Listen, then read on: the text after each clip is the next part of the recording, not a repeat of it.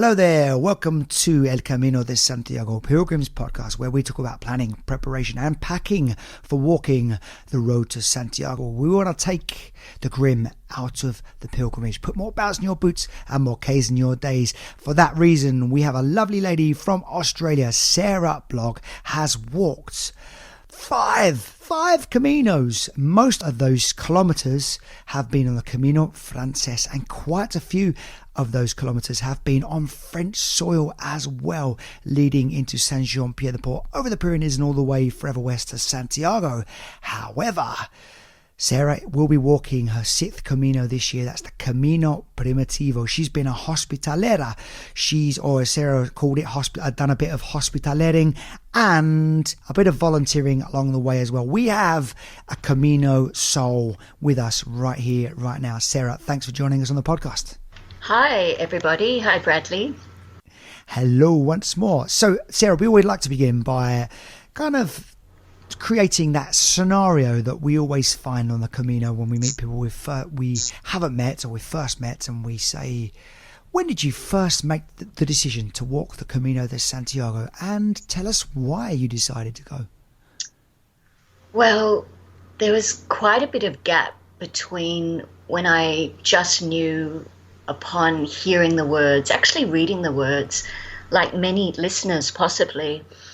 I've had a long-standing interest in metaphysics, so I was familiar with the writings of Shirley MacLaine, and really I came across the Camino through one of her books that was written in 2000, and El Camino, Journey of the Spirit. And I remember the first page just viscerally in my body, just almost like from that instant, it was a yearning. And I didn't really set anything in motion, I think because it felt somewhat abstract. I didn't know anyone who'd walked it. I didn't know of any forums. I certainly hadn't met anybody. And so it was probably close to a decade later, I started meeting people who'd walked, and I started asking questions. And then 2011, I finally got round to walking my first Camino, and I loved everything about it. And I feel even to this day it will be something that's never out of my system. And it's just something I have a deep love for. And it sort of amazes me how something like the Camino can have such potency, such power to draw me year after year, because really from Australia, and I live on the far east coast, it almost geographically couldn't be a longer point of travel to get to Europe to start walking, either in France or Spain. So that's really how I arrived. And my first Camino would have been in my mid-40s. So, it was sort of a late, everything's relative, I know, but I often think, gosh, if I'd known about it earlier, I would have started earlier. But life doesn't work that way, and every time I walk, it's always a really different experience, and I come with a different consciousness as well, of course. And it just seems to get richer and richer. So it was 10 years in the making from when you first read that Shirley MacLaine book, which is The Camino. Yes. Which delves deep. I've read it too, and it delves deep into the esoteric and even the occult side of the Camino. And maybe we can delve a little bit into that ourselves for the listeners, and if you are comfortable to do that a little later on in the podcast, so we'll circle back to that. But what was the reason you actually decided 10 years later to go? Was there something that happened in your life? Was there just a kind of professional change, personal change? Yeah, I think Why did you decide to go? I was out of relationship, I felt really ready to just have a sense of freedom. There wasn't any big reason other than I want to do this. I just knew I had to do it, but there wasn't any. I've certainly heard a lot of incredible stories that people really are at a crossroads or have something really significant, loss, death, change in their lives. But for me, it was just an adventure of the spirit, and I didn't know what to expect. I was not as prepared as I am today, but that's a first experience for anyone. You learn as you go, and there's no formula. And it's really the advice of pilgrims on the way, that first journey, that really assisted me, and I'm very grateful for. And if I can be that for other new time people, great, because that's what it's all about, really building community and reaching out to people if there's a need. And yeah, I just feel it's a way of kindness and little judgment, and what a great formula to bring to the world. Yeah, I couldn't agree more. It's definitely, I've said it before on this podcast, that it's like some kind of sub-society, the Camino and the Pilgrims, where there is the kind of non-judgment and unconditional love is the norm, not the exception. And it's definitely great for the spirit, there's no doubt about that. And while just touching on something else you mentioned there as well, Sarah, you said you made some mistakes in your first Camino, and you said you're a lot better prepared now. What would you say was one of the biggest mistakes that you made in your first or second Camino, and now you know you'd never do again? And for first timers who are going to go soon, what advice would you give them? Oh, well, right away I would say stop every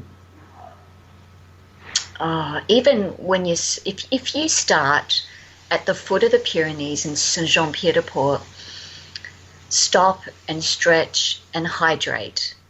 And my first mistake really was going too quickly and not listening to my body. I was actually fueled by excitement, but also I was with, even though I traveled by myself, I sort of was traveling with a group, and they were fitter than I was, and they just had longer legs. Frankly, I'm not a huge person, and it only took me 2 stages because it happened right away for me. My ankles were swelling, and I probably after about 5 stages, the swelling really startled me, concerned me. I'd never had that physiological response before, and that's when I remember this rather stern-faced pilgrim grabbed my wrist in a friendly, instructional way and said, "You've got to take rest days, elevate your legs, take Paris, the panic, that was a special, she showed me a bottle she had to cope with the swelling." And she said, and she wanted to instill fear in me, I could tell by the glint in her eye. She said, "Otherwise you won't finish and you'll be going home tomorrow." And I tell you what, I took that day to rest, and I stretched and I hydrated and I changed my socks, and I was quite religious about it. And the beautiful thing about the body, when you do give it time to come into balance and you do honor it in a way that you're not pushing and you're stretching, the swelling did go down, and I was able to walk, and I really didn't have any problems or challenges since that first Camino. But it was really those shin splints, that was really painful. And if you haven't experienced that before, it's really uncomfortable, and you just think, whoa, if it's going to be about this is not good, and especially early on in your Camino. So I would say to the first timers, if you have the possibility or opportunity to walk a few stages before Saint-Jean-Pied-de-Port or stop at Junto or Orison, please do, because one of the biggest errors is going too fast too soon, and your body isn't designed for that stress. And don't worry, you will get to walk, and just contain the excitement and listen to your body, because it's your pace. It's not the person you even travel with, or you might want to spend the evening in the albergue. Part of rather a profound Camino philosophy is letting go. So you've got to really be comfortable with accepting your own capacity from the get-go. And I guarantee you will have a wonderful Camino if you center in your body, and simple things like stopping even every couple of Ks to stretch your I don't know how to say this in language, but I'll describe. You just you put your toe to the ground and you stretch your what's that area, Bradley? The front of your ankle. You stretch that, and then that stretch goes all up your shins, and it's a really great one. And then, of course, you stretch your calf. So you're flexing exactly. your ankle back and forth, yes, pretty much, exactly. yeah. But you really put the pressure on your toe on the ground, so give it a really good stretch. And then after you've done that, the counter stretch, do that with your calf. And what's coming back to me now, Sarah, is a lesson from anatomy and physiology in university, and we're talking about plantar flexion and dorsiflexion. That's what it's called when you do that. So you're pointing your toes forward, you push them forward, pull them back, and that's a good stretch for the calves and the ankle as well, and definitely a good weapon against those shin splints. The moral of that story, what I'm getting, Sarah, there is just not to do too much too soon. Listen to your body, do that stretching, which is the plantar flexion and dorsiflexion. And you mentioned changing your socks. What did you change from and to?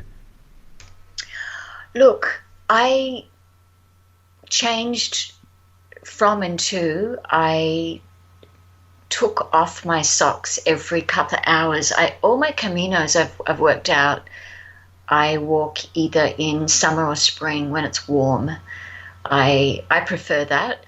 And so when the feet become hot and the socks start to, even if they're wick-away moisture socks or merino wool socks, take them off inside out, pin them to the back of your pack, let the sun and the air dry them out, put on a fresh pair. And if you're of the persuasion where you use Vaseline, and I'm a great advocate for Vaseline, put some more on your feet before you put a fresh pair of socks on. But better yet, if you've got time and you feel you can stop and stretch for 5 minutes, take your socks off, air your feet and wiggle your toes, and just let your feet be exposed to air. And then when you're feeling ready to go, you put your fresh socks on over your Vaseline, and I tell you what, it's like, I'm just thinking, it's like those evenings when you get into bed, you've changed your sheets, everything feels really good and crisp, and you just know, this just feels really fresh. That's such a really nice analogy, and my wife would love you for that, because she always loves it when we've got fresh sheets. She goes, do you like the new sheets? And I didn't even realise we had new sheets, and I go, yeah, thanks for changing the sheets, babe. So that's such a nice analogy. It's like putting new sheets on your bed, changing your socks during the day. Thanks for that. Thanks for that so much, Sarah. So the next question, you've been a hospitalera. Is there a specific albergue that you can recommend along the Camino Frances that your fellow pilgrims stay at? Oh, wow, gosh. You got to pick one. It's There's hard, I only know. one. That's I hard. know, but you got to pick one. Okay, I will pick one. I'll pick one that's a, a little more obscure. I'd never heard about it, and like I said, this is thanks to the forum. But it's it's on the stage after Astorga. It's about 5 or 8 kilometers after Astorga, and I know you put links on your podcast, but it's a village called Castrillo de los Palvazares.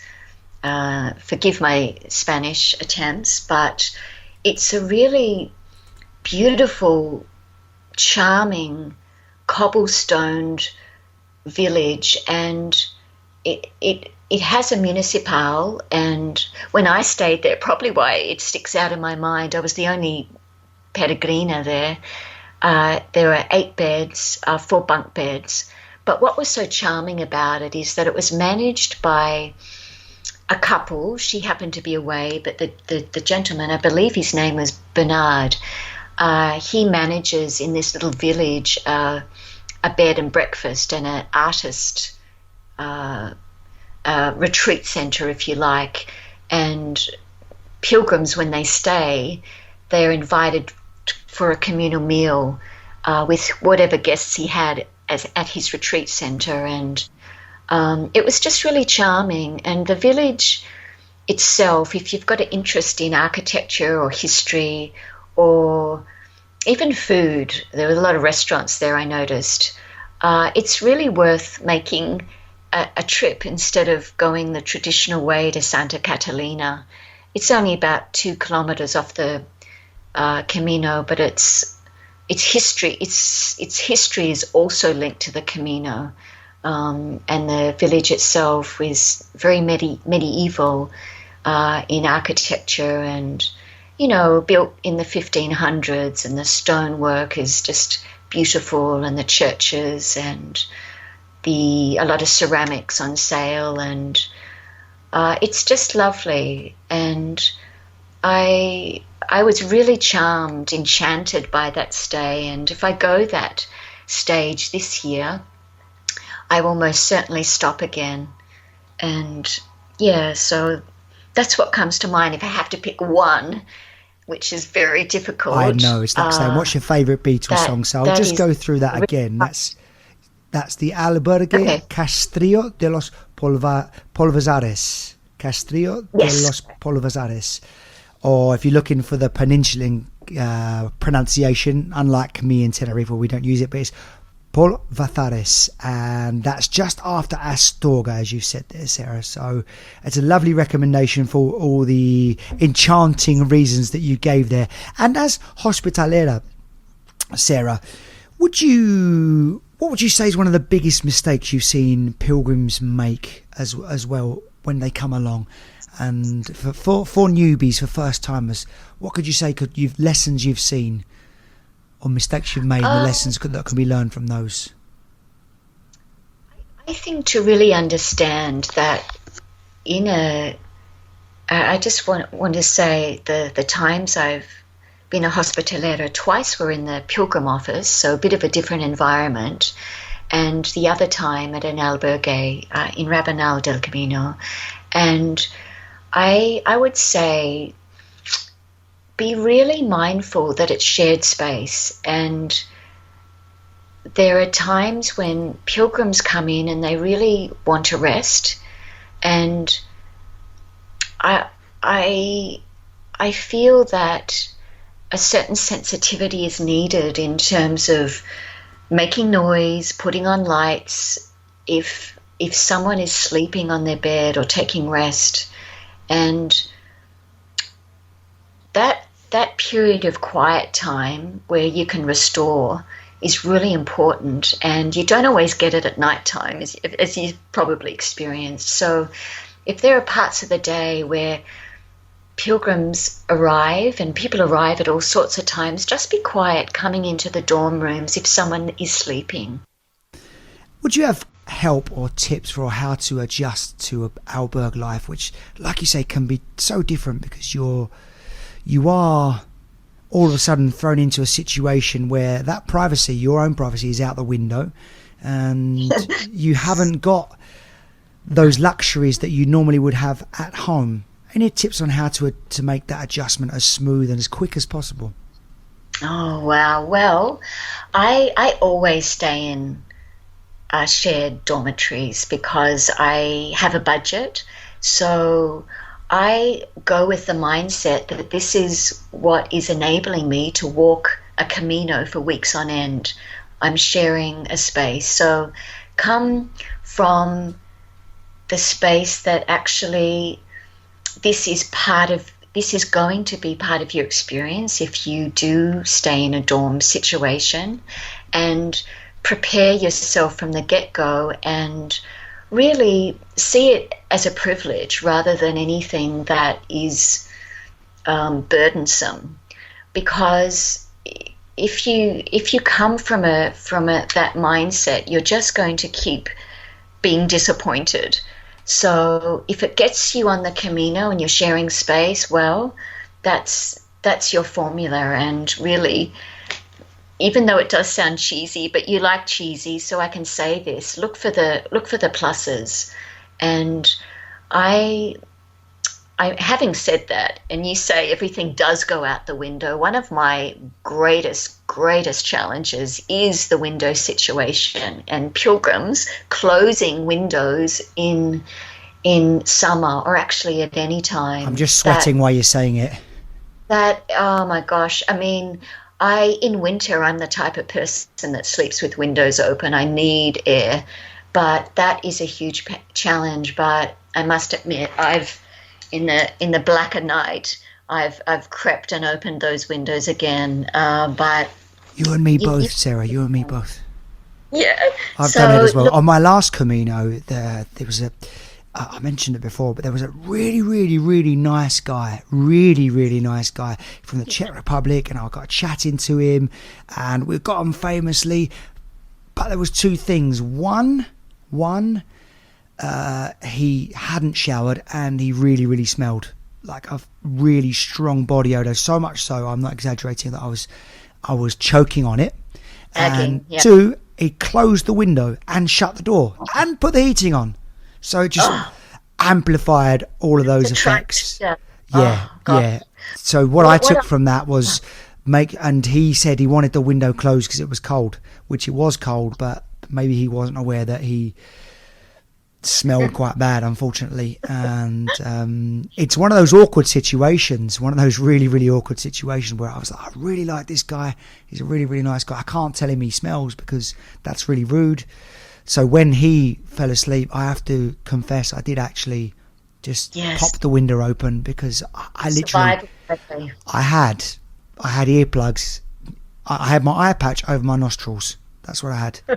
I'm not lying. So I believe you. That's brutal. But I'm hoping that never happened again, and you clock that up to a one-off. Yeah, it hasn't happened often. But it can happen, and that's what you say about being mindful that it's a shared space. And I wonder, as a hospitalera, what's one thing pilgrims can do to help the hospitaleras and hospitaleros? Hospitaleras and hospitaleros, they know what works best in their particular albergue. So just follow the instructions, where to put the boots, and if there's breakfast, be on time for that. And if you leave early, let the hospitalera know what, just in terms of opening doors and maybe leaving your already packed pack at the door before you go, because I know that was the procedure in Rabanal, and it just works best. Like we were saying before, you just think of the whole rather than your own needs, and your objective is to disturb as little as possible if you are leaving early, and be who you are.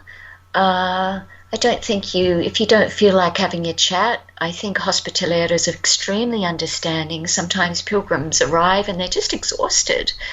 And in my experience, pilgrims have been absolutely wonderful, and they offer their own help without even being asked, because in Rabanal there was an afternoon tea that was offered, and there were always people who did the washing up afterwards and helped carry the cups out and the water glasses. And really, I think, as we mentioned really early on in our talk, there's a spirit of goodwill and kindness that the Camino seems to foster. And I think the longer you walk, perhaps the greater your attunement to that. And so, yeah, I think just really be respectful, and that's sort of a Camino meme, really. I think maybe if you use the kitchen, these are pretty basics. Just clean up after yourself, and clean up your whatever dishes you've used. But generally speaking, I've found people to be very aware, very conscious, very courteous. And I just wonder, just to put the chat about the Alberg life to bed for this podcast, I was chatting to the hospitalera in a place called Teo, which is just before Santiago on the Camino Portugues, and she looked quite lonely, and I went up and had a chat with her, and she looked like she just really was bored and wanted to talk to somebody, and I did the same with a hospitalero in a place called Porriño. That was it, Porriño. And I met a lovely man called Jose Manuel. Is it useful for you guys if the pilgrims come and chat to you? Or do you prefer you're too busy? Or does it just depend on what you've got on that day, on the amount of people you got in? How is it? Look, I think you choose to be a hospitalero because you want to be of service, and your first priority is to the needs of pilgrims. And if someone wants to come up and have a chat, absolutely, that's just lovely, and there's always time. I'm not the type that's officious and puts duties before a conversation with a real life human being who has a heart. And so yes, I think that's lovely, and so many meaningful exchanges I've had, and so many stories I've listened to, and often people just want to share their day, and maybe they're not a journal writer, I'm not, and maybe they want to orally communicate their experience to someone who genuinely wants to hear what they have picked up with all their senses during the day, or what sometimes they have amazing insights, and sometimes lots of info as well. I found that the hospitaleros and hospitaleras that I spoke to, they're so knowledgeable about the area and the Camino itself, and they knew when the next bar was and when the next place to get a drink was. They just, all of that stuff, they knew where the other churches were to visit in Santiago de Compostela. And I was like, I'm so glad I came up and had a chat with this lovely lady called Paula Sonia. It was Sonia in Teo, which is, like I said, right next to Santiago. So yeah, I just didn't know if that was a good idea or a bad idea, or if it just depended. Good idea. Look, there's no formula, no rules, and part of our little hospitalera intro when people do come to the albergues is just letting them know, if you would like to go to Mass in Rabanal del Camino, there's a lovely little chapel to visit, church. These are the times, and these are the restaurants, and this is when we have afternoon tea if you'd like to come, and this is where you're washing, and this is where the kitchen is and what time we offer breakfast, and this is where you put your donation and things like that. But yeah, there's always time. That's the beauty of the Camino, really. Moments reveal themselves, and like you were saying with Sonia, you just thought, oh, look, here's an opportunity, and your instinct told you, let's have a chat. What a rich conversation you had, and what a timely encounter. And that's really what the Camino's about, is really going with your impulse and trusting it. And it's really not always logical, and that's great. Just switching. Sorry, Sarah, you're going to add something to that. Oh, well, look, I think when you're really in your body, and you just learn just to go with the next impulse, and that's really attuning and being extremely present. And I think that's what's very attractive to people about the Camino, is that it pulls you into the present moment, and it's so rich from start to finish. And that is an incredible metaphor for living our lives in our world, in our, people often say there's Camino world and there's our real world. Well, maybe if we could bring Camino consciousness to our lives, we could experience those moments and encounters and being present and all the time. It's those, that's the biggest challenge, isn't it? It's actually stitching those Camino habits and rituals into your daily life, and that's one of the biggest challenges I have found. And I'd like to circle back to that a little bit later if we can, and when we talk about the perhaps esoteric and occult side of the Camino. Just switching gears, I wonder if you're going to go back and do the Camino Primitivo, and that's this year. When you start packing, what are going to be the 3 most important things on your kit list, apart from the obvious, which will be your backpack, your socks, and your footwear? Yes, I just wanted to do a slight amendment. I'm going to be starting this year in Montserrat, so I'll be walking a little bit of the Camí Catalan way. Lovely. And because I have a deep love of the first stage of the Frances, somehow I'll make my way back to walk to Roncesvalles again. And I hope to walk Camino Madrid, Salvador, before I go to the Oviedo. But to answer your question, what was it again? I sidetracked myself. It's okay. It's all right to fly off on these tangents every now and again. The top 3 things that will be on your packing list for the next time you go back. Yes, the next time I go back, look, there's been hype about these virus. So I'm thinking, look, tea tree oil is quite a good thing to have. It's so readily available in Australia. You can add it to water. It's great little desanitizer. Aromatically, it's lovely.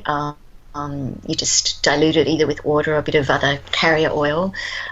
So I was contemplating that this time, but I always have a silk liner. I travel in the warmer months, so I find this is a great light item to put on my dorm bed, and silk is said to prevents bed bugs. I like that. This time I might take 2 towels instead of 1, quick dry towels, and small ones.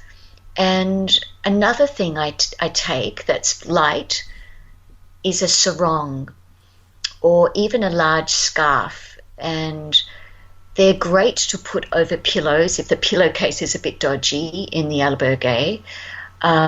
You can wash them every day. They're guaranteed to dry. I drape them over my shoulders under my pack, so it prevents the sun. And I also wear it as a sarong after the shower, just an extra extra. Sometimes I put it over my eyes when I'm trying to sleep, or even as an extra sheet over me, over my silk liner. I find that's really handy. What else? He said 3. Yeah, you've just given me 4 actually, which were the tea tree yeah. oil, which can be a good sanitizer, and in the current climate, that could be a good thing to take with you if you're still brave enough to go. Just on that quickly, I mean, we're speaking on March the 11th, and the Spanish government, the Spanish health system, predicted today that they think that the worst of it could be over in 2 months' time. In 2 months' time, in the best case scenario, or in the worst case scenario, in 4 months' time. So we're speaking on March the 11th. So it's just a case of, watching the news and playing it by ear. And so I guess it was important to bring this up, and just what all the different advice is changing from day to day. Yes. And I know the Spanish government have just, for example, they've stopped all major sporting events, concerts. So best case scenario, 2 months from March the 11th, according to the government, the worst of it could be over, or as they say, they could have flattened the curve. But I guess it's really important to keep up to date and abreast of any updates and developments on that. So that's an important topic for bringing that up. Thank you very much, Sarah. And on lighter matters, the silk liner, because obviously you can put that on the bed and it prevents bed bugs. A quick dry towel, that's a great thing, and maybe 2. And the 4th one you mentioned was the sarong, which you mentioned has multiple uses and could come in really, really handy. So thanks for that, Sarah. And you've walked 5 Caminos, Sarah, but out of all of your 5 Caminos, you've got to choose one as your favourite city, town or village, one that you'd recommend your fellow pilgrims visit. Oh gosh, I have to pass, Bradley. I feel like I'd be breaking some Camino covenant if I was to just select one. Just a place to visit. It doesn't have to be, just one. You're not breaking any rules. Just Okay. It's for the listeners, and they think, oh, that sounds like a really good place. I'd like that. Murcia. Oh, right. Great stuff. Tell us about that, because actually I've walked the Camino Frances, but I've never been to Murcia. Oh gosh, there is something about those huge boulders that rest, almost some of them teetering over onto the Great Coast, and you can almost feel the sentience as if they're guardians of Murcia or even the ocean itself. And the chapel that's built, meters from the sea, and it's quite startling. And I just find after a Camino and all the social aspects of it, the Murcia really brings me down, and I love, albeit micro swims in the Atlantic. It's absolutely freezing, but there's something really purifying. And I like Murcia. It's not as built up as Finisterre, so I feel I can relax there in a different way. Finisterre is very beautiful and very, in terms of ritual and ceremony, coming to Land's End, it's quite dramatic. And, you've got some pilgrims, I never do this, but leaving boots and burning clothes and that sort of thing. The final, you see the 0 kilometres, there's something really quite incredible at Finisterre, yeah. But Murcia, yeah, that if I had to select something, that, and even the municipal albergue there is wonderful because of its location. And yeah, you've still got those scratchy sheets and bright lights, but it's a great new, newish, has a kitchen. It probably doesn't have pots, but there is a load of shops you can go to. But yeah, Murcia is really It's really charming. So check it out. So I've got a question about Muxia. Yeah. And if anyone doesn't know how that's spelled, that's Muxia. It's the Gallego, the Galician pronunciation of the X, Muxia. And I walked the Camino Finisterre from Santiago to Finisterre.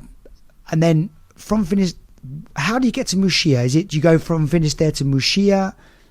Yes. Right, so you get to Finisterre, then you walk south, isn't it, to Muxia? If you start from Finisterre, yes. Yeah. You've got the option, I believe the village is called Lires, Lires, and you have to pass through that if you want to stay at the municipal albergue. You collect your stamp from that village to guarantee, yes, you have indeed made that little pilgrimage. And if you would like your own special little Compostela, you can get that too. So you get another one. Brilliant. Yeah, you can. And you can also walk in reverse from Muxia to Finisterre. And you probably remember that place, Bradley, on that way where you've got the option. Is it Hospital? There's that White House that has that cafe and little hotel. You've got the option of either continuing on to Finisterre or going via Dumbria to Muxia. So you can actually walk from Santiago de Compostela to Muxia. There is a Pilgrim's Way with hostels. Right. So you can go from Santiago to Muxia as well. Yes, you can. Right. So you can do it either one or two ways. You can do it from Finisterre to Muxia or from Santiago to Muxia. And how many days walking from Santiago is it? Do you know? Well, it's exactly the same 3 as days. it would be. Well, look, as I'm getting older, I do it in 5 now. I just don't have the urgency, and I just go slowly. So I stop at Corcuban and gosh, now you're really testing my ventricular memory. Let's see. I stop in Overoa and at Casa Pepe, wherever that is. I've stopped in Overoa as well. And Negreira is the other place. Yeah. I got in Negreira, beautiful. And all those little albergues and even the private albergues are really nice. It's a wonderful way. It's a great Camino. I think it's a Camino in itself, actually. What I'm going to do now is I'm going to launch into some quick fire questions. Oh, okay. Okay. Gosh. So they're going to be short, sharp, sweet answers, one straight after the other. Are you hanging on for dear life? Are you ready? Yeah, I'm hanging. Knuckles are white. Let's do it. We're going on a white knuckle ride. Love it. Your favourite Camino, blog, vlog, book and or film? Ooh. Did you say forum? Or am I making that up? I would say the forum because it's led me to great books and podcasts like your own. Is that Casa Eva? Yes, Camino Santiago Forum. .me. Ivar, IVAR, yeah. Right, okay, I'll put a link to that on our Facebook page so people know where that is. Favourite food and or drink on the Camino? Oh, gosh. Well, do you know what? I am not a wine drinker. I don't actually drink alcohol, but when I'm on the Camino, Vino Tinto is really amazing, and I love it. It's great. It's a beautiful way to relax and share a meal, and it's really delicious and helps me sleep, and I never have a hangover, and I feel really good. I feel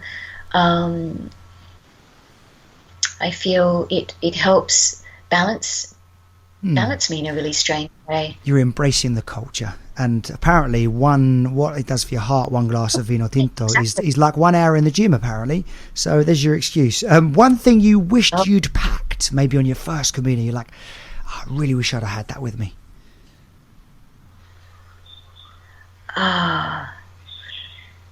Possibly trekking poles. I picked up a stick. I love those natural sticks you can find in forests, and you sort of wear them with your own hands. But yeah, my first Camino, I didn't have any pole or trekking pole, and And I think that's essential going down. For me, I love going uphill, but going down, yes, I always have that now. Can take the force out of your lower body as well. So it's always a good good reason to carry poles. One thing you didn't need on your first Camino and never took again. Oh, without hesitation, those headlights.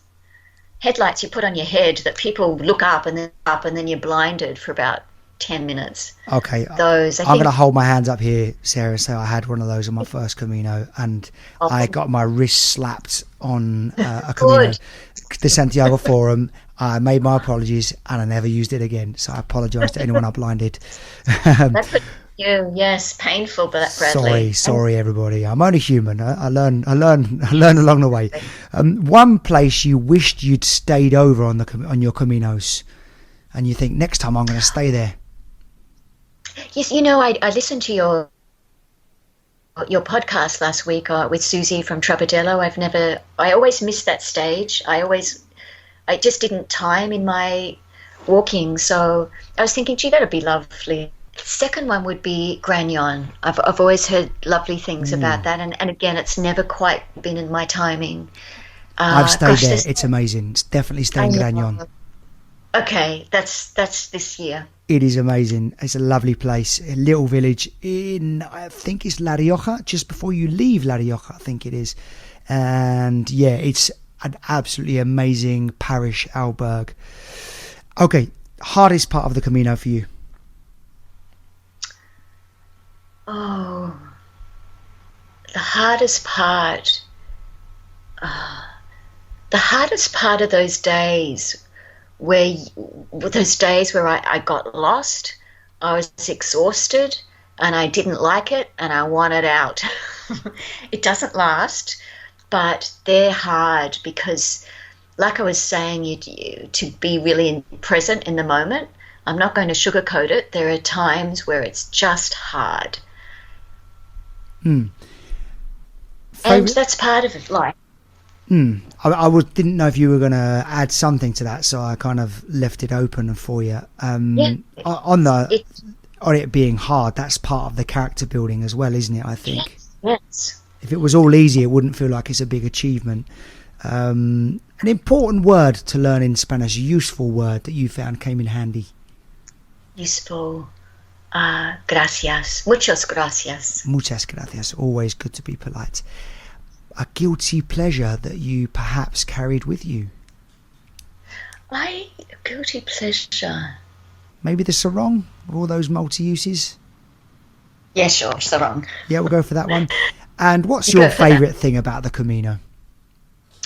Oh, I think the spirit. It's just something that is alive in me always. And even if I hear the word, it's like a light that illumines every cell of my body.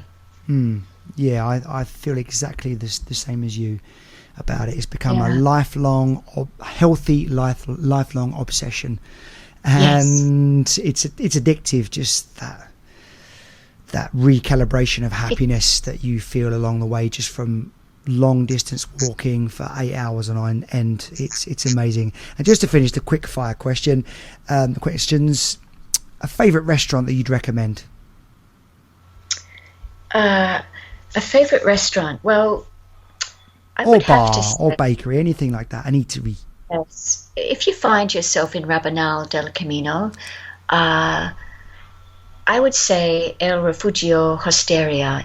I used to have dinner there pretty much every night when I was a hospitalera, and it's a beautiful ambience. It's lovely hosts. It's in a charming village, and it's clean, and it offers just a good pilgrim menu. And I just always felt good before and after I left, and that's what I would recommend. So, la Osteria, you called it? Sorry, I couldn't remember the name. It was El Refugio. El Refugio. Hosteria. Hosteria, El Refugio Hosteria. Okay, I'll find that and stick a link to that on our Facebook page, Camino de Santiago Pilgrims Podcast. Okay, now we're going to move back to the general discussion now. Sarah, and money matters. How did you manage your money on the Camino? Any tips, any advice you can give? Yes, as I said earlier, I go knowing that I have a budget. And what would you say is a minimal budget for the Camino? Minimal would be €30 a day. Good stuff. Yeah, I am very simple with my food needs, and if there's an option of a kitchen, you will find me cooking pasta. Where I live now, I'm vegan.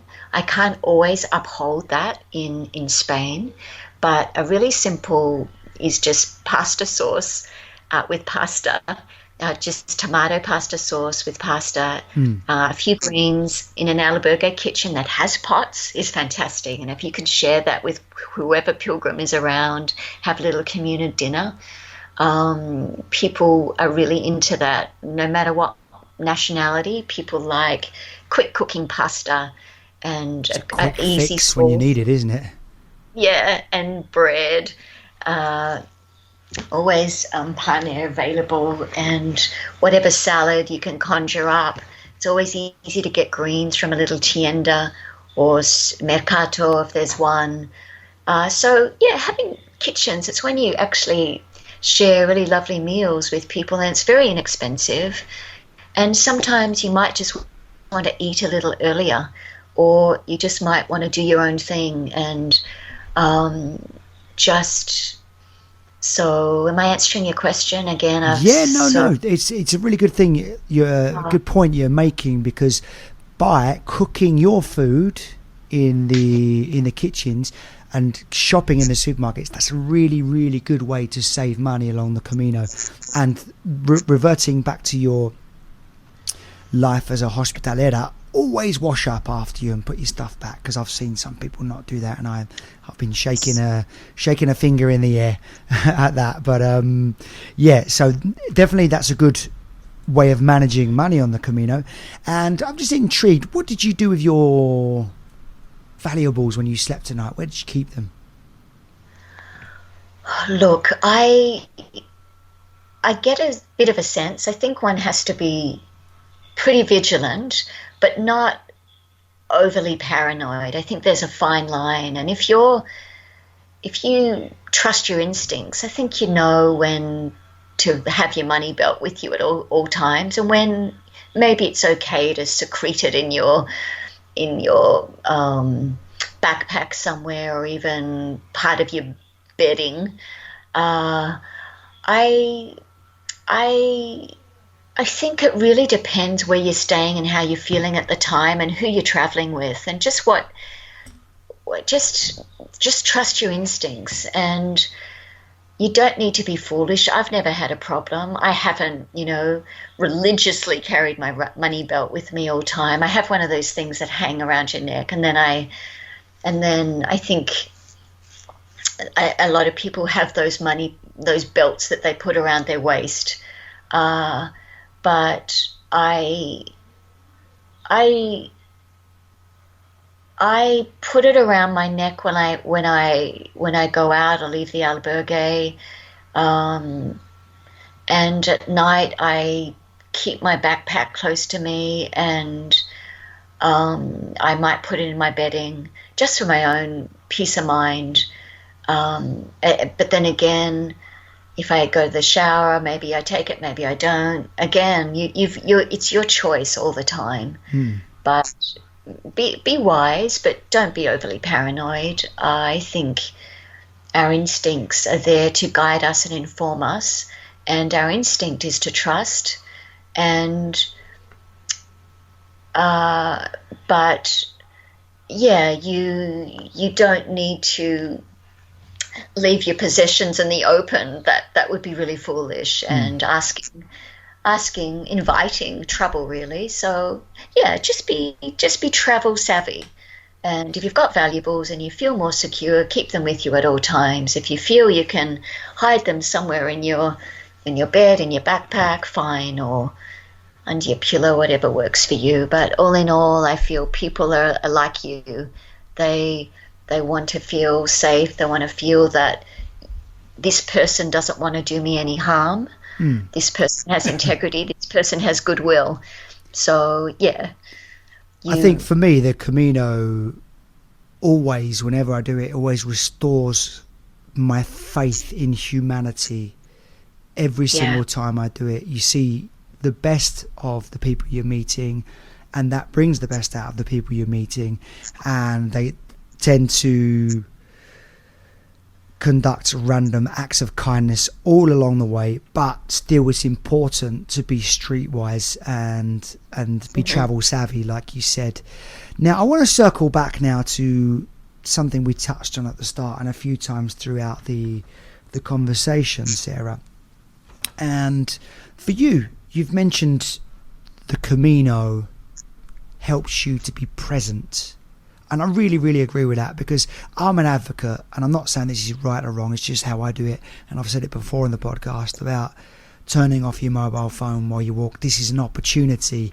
And one of our podcast guests from Canada said, Pascal Auger said, it's the best present that you could ever give yourself walking a Camino de Santiago. Getting the most out of that present for me involves being present as well, and turning off your mobile phone. And just reconnecting whilst disconnecting, going back onto factory settings where you're working at your optimal. And I wonder if you reverting back to that and being present, if that brought some experience into your Camino, and you were drawn to the Camino by a book that touches very much on that side of the Camino by Shirley MacLaine. So I wonder if you can share with the listeners an experience that stands out for you on any one of your Caminos that embodies everything that's good about the Camino and helps you connect with that, shall we say, we could call it divine energy, supreme energy, that Camino consciousness you mentioned, that higher vibration. Yes, I feel that when you do switch off, I feel what the Camino offers me is an insight into what is inside me and around me concurrently. And, you know, we mentioned Shirley MacLaine, and I haven't read that book for years, but she was, and I know there's some diverging in opinions about the word itself, Compostela, the Campus Stellae, meaning field of stars, or the Composita Tella, I think it is, the burial ground. I've always felt it's the Campus Stellae, the field of stars. It's this coexisting with the greater above, as above, so below. And I also subscribe to the idea of the earth having arteries, or what's been termed ley lines, which are really telluric currents, if you like, or energy currents, and electromagnetic fields. And these fields are charged by water, spring water specifically, deep spring water. And the earth itself creates deep spring water by an incredible age-old process of rocks breaking down into these deep springs. And that's why these wells were sacred to peoples before Christianity came into being. And why I'm mentioning this, Bradley, circuitously, what came to me with your question was the cathedral in Le Puy-en-Velay, which I visited twice. And it was the first time I saw a Black Madonna, and that was very special to have the priest explain in the Pilgrim's Mass about the Black Madonna and the history of the Black Madonna. But why I'm mentioning the Cathedral of Our Lady, or Notre Dame in Le Puy-en-Velay, it's one of these many pilgrimage sites that were built around a Marian apparition. And this is why I'm going to Montserrat, why I've been to Lourdes, why I went to Le Puy-en-Velay. These cathedrals were built because people had visions of the Virgin Mary, or an experience, if you like, or a profound ongoing healing. And these deep spring waters are great conductors of electromagnetic energy. And this is what facilitates the healing. And this is what the word, if you like, in terms of our vernacular, well-wishing, I wish you well, even Buen Camino, it's comes from a prayerful place of wanting balance and healing and life force energy. And so this cathedral in the Puy-en-Velay is a great example because it still has the remnants of a well inside it. And the priest at the time, or the community at the time, wanted to certainly build a cathedral, the Christian message of the Catholic vision, but also wanted to honor the spirit that came before, of people experiencing profound healings, what we term pagan, a term pagan people probably didn't use themselves, but the pre-Christian people who were very well aware of energy and what sites on earth facilitated healing. And so not only is there a well in this cathedral of Our Lady, but there is also a dolmen. And a dolmen it's like a structure of three, and you can still see this in Murcia, which we talked about, in parts of Galicia. They're standing stones, but they're a bit like, how would I describe it? Two upright stones with one bridging them. So it's a bit like the letter H, the lowercase h without the or N, I should say N. Does that make sense? It's I'm holding up my hands. I can't really describe it, but there's remnants of a dolmen, which is also pre-Christian and acknowledges the birth-life portal, if you like. So when you're walking, when I'm walking, knowing that often cathedrals, the great, wonderful cathedrals, the iconic cathedrals you might see in Burgos, Santiago de Compostela, certainly in Lourdes, Chartres, they're built over temple sites, and often there's deep water springs way down when there's been dowsing or there's been some electromagnetic measurement, because water is a great conductor, and that's what makes prayer. That's why people pray, to invite a sense of wholeness and connection and healing, and sometimes deliverance and atonement. And so that they're not built arbitrarily. That's what I want to say.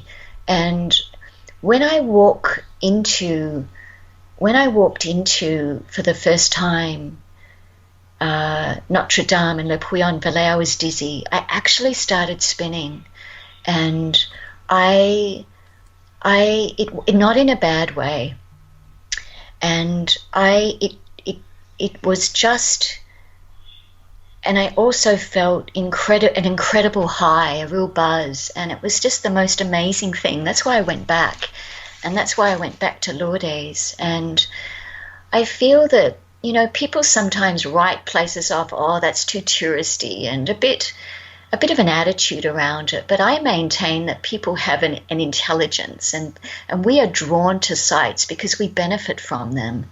And yes, there might be big tour buses that draw in, but the bottom line is that if you are moved somewhere in your body and you're called to go back to a place, it's because it has a medicine for you. And I feel that way about the Camino, even though I don't walk at night. I'd like to, but as a woman, it's probably not a good idea, and it's not practical or safe. I'm a savvy solo traveler in that way, but I do feel there is something very powerful about bridging the energy of the earth and the energy of the stars. And a moving pilgrim bridges both worlds. And that is what, and the heart is where the above and the below connect. And that is what I feel breaks open when I walk. And I feel I'm a better person because of it. And I go back because I feel the need to be reminded, the need to have a few kinks worked out of me. I need the medicine, and I have a few health issues as well, and it helps with my balance, and it helps with some health issues I experience in a way that nothing else can. And I feel that's the power of the earth star energy.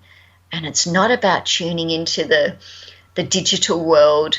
It's about grounding right into earth and your body and being open to what is right in front of you and just showing up to the day. And to the best of your capacity, be kind to yourself. Be kind to the other person who's walking either with you or in front of you or behind you. I guarantee you that kindness will be a medicine for them as well as for yourself. And we all need that, because life, it's super challenging, and it's an opportunity for you to really simplify and return to something that is ancient, familiar, and also modern. You know, we're walking in the most modern shoes and Vibram soles, good quality Merrells or Keen or Nike. And so we're modern pilgrims, but we're also bridging worlds to a history that perhaps is calling to be remembered. And that's what was haunting to me about Shirley MacLaine's work. She calls in even an more ancient civilization of Lemuria and Atlantis. And, you know, is it by chance that the Atlantic Ocean that you can almost touch when you're in Finisterre is there? You know, what is Atlantis, and what are we? And if you know the mythology, you know, to our world, it's quite fantastical. Like the myth of St. James, it's all fantastical. You know, the myth of an apparition appearing to Bernadette Soubirous in Lourdes in the 1800s. It's fantastical to us. But is it? You know, what is real and what is myth? And I feel if you can let go all your expectations and just be open. And you say it often, Bradley, on your podcast. You talk about the magic of the Camino. Well, that magic's a state of mind. You've given a really nice explanation of it. I've never heard it explained in that way, and it's so difficult to summarize everything you've just gone over there. But what I've taken from it is that these are all reasons for that spiritual healing that along the Camino from France. You mentioned Le Puy in Valais, that's what it's called, right? The cathedral. Yes. There, and Montserrat, and I think you mentioned one other cathedral in France. I was trying to jot it down, and you're a bit too quick for me. Well, I also took a variant to Rocamadour. Right. And, you know, each Camino, I have a bit of a different focus. And for this time, it was the Madonnas seeing, and it's a bit of a mystery why they are. And so that was Rocamadour. Montserrat I'll visit this year, and Montserrat has a Black Madonna, and the image is also in the cathedral in Santiago de Compostela. So it's a beautiful, I've always thought it's quite a beautiful wooden figurine, and, you know, it just like everything for me, it's in the hand of mystery. I don't have any fixed belief system, and I feel that if we can rest in the mystery and be open to the incredibleness, really, of being in existence, even with the incredible challenges we all face in this life. I mean, it's interesting because when I finished my first Camino, and I can honestly say I have never experienced such natural highs as I experienced on my first Camino. Not before, not since. There was something happening in my body, some potion, some concoction, something electric, something of a higher vibration that I had never felt so indestructible, so invincible, so free from self-harm as I did as when I walked away from Finisterre and I sat on that bus on the way home from Barcelona. I just felt like I was Superman. And all of these, like you say, this energy, because it was also like a bastion of pre-Christian spirituality. And it's so interesting what you're saying here, because I did some research as to why I felt so high, and I found some physiological explanations, which would be the exposure to obviously vast amounts of vitamin D from the Spanish sunlight, being outdoors all day, synchronizing circadian rhythms, which is waking up when the sun comes up and going to bed when the sun goes down.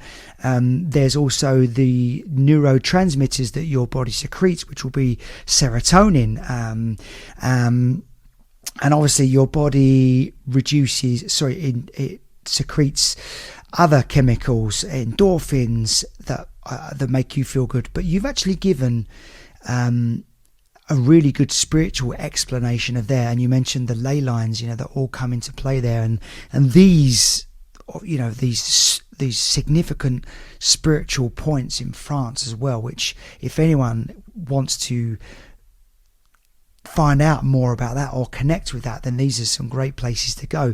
And I'm interested, just before we finish, could you give a comparison of the French Camino to the Spanish Camino? Because I've only ever walked from Saint-Jean-Pied-de-Port and over the Pyrenees, and I know there's a lot of Camino in France.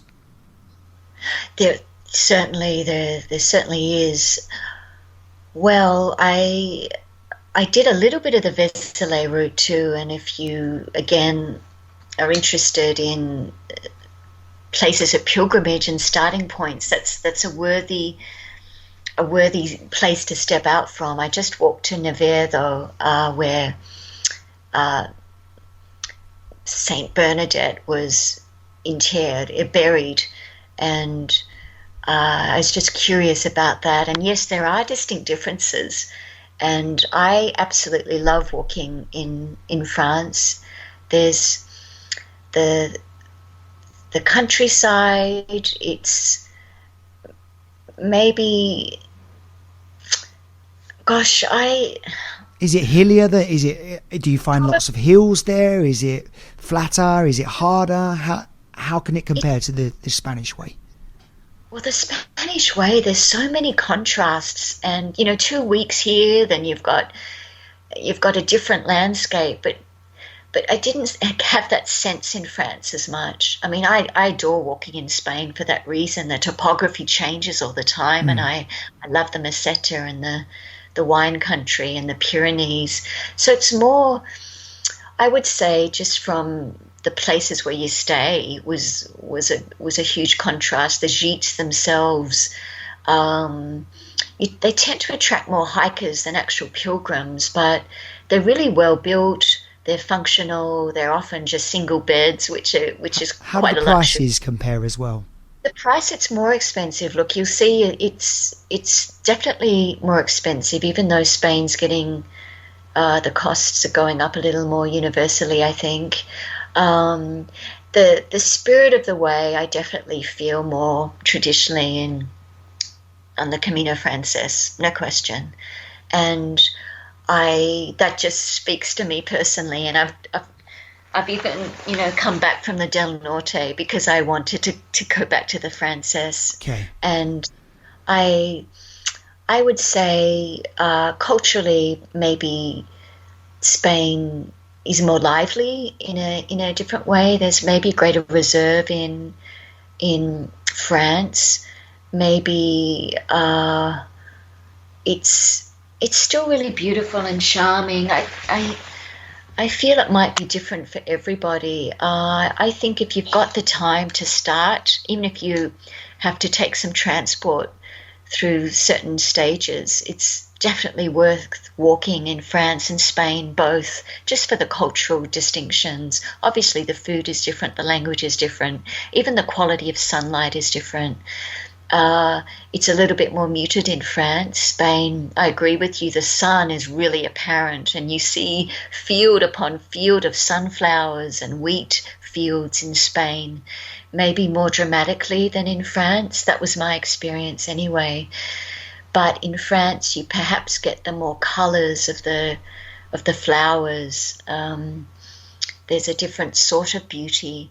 I mean, it's still the earth, isn't it? And it's still the landscapes are just really incredible, and the sky is incredible.